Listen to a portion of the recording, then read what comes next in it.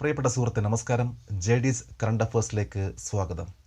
2020 December 14 latest current affairs general knowledge.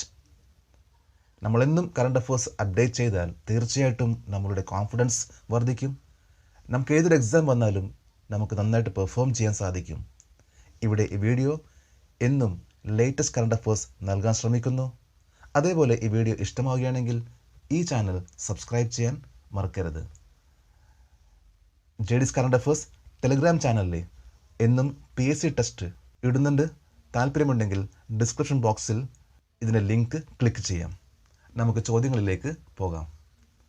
What is the name of the satellite which is going to launch by India by using its polar satellite launch vehicle PSLV rocket on 17 December 2020?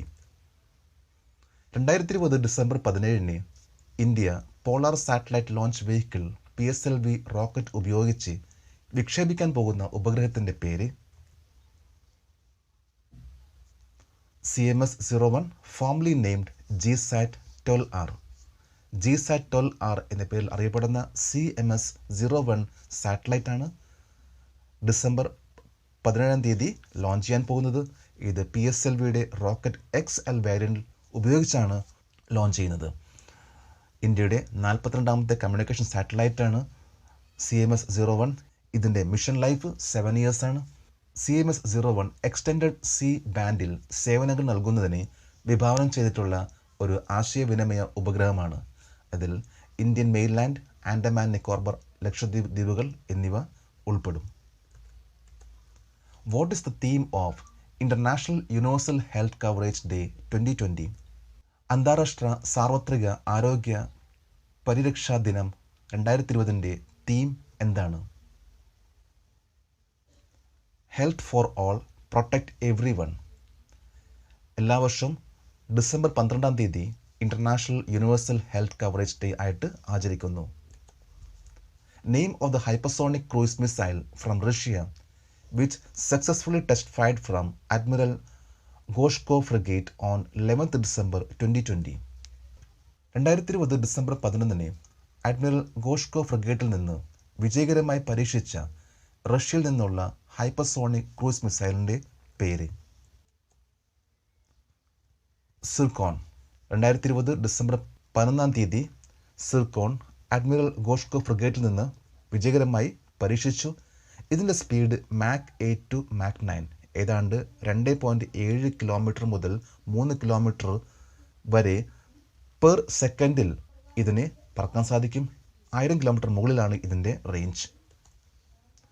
Who has been re-elected for a 6th term as international floorball federation president? International floorball federation പ്രസിഡൻ്റായിട്ട് വീണ്ടും 6ാമത്തെ പ്രാവശ്യം തിരഞ്ഞെടുക്കപ്പെട്ട വ്യക്തിയുടെ പേര് Thomas Ericsson. 5 പ്ലെയേഴ്സും ഒരു goal കീപ്പറും ആയിട്ടുള്ള കളിക്കുന്ന ഒരു ഗെയിമാണ് floorball. 1986 April 12 national floorball association Finland, Sweden, Switzerland, Husqvarna സ്വീഡനിൽ വെച്ച് ആരംഭിച്ചു. ലോകമെമ്പാടും ഉപയോഗിക്കുന്ന പദമാണ് ഫ്ലോർബോൾ.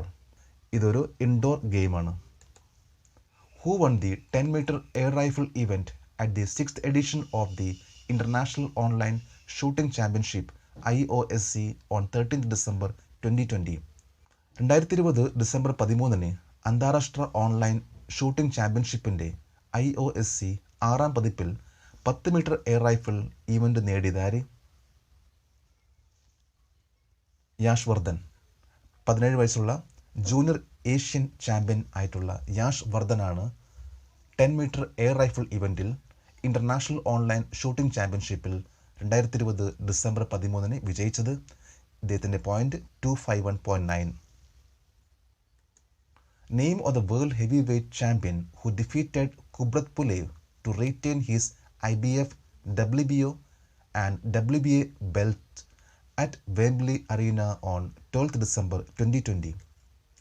2020 ഡിസംബർ 12 വെംബ്ലി അറീനയിൽ വെച്ച് നടന്ന IBF, WBO, WBA ബെൽറ്റുകൾ നിലനിർത്താൻ കുബ്രത് പുലേവിനെ പരാജയപ്പെടുത്തിയ ലോക ഹെവി വെയ്റ്റ് ചാമ്പ്യൻ്റെ പേര്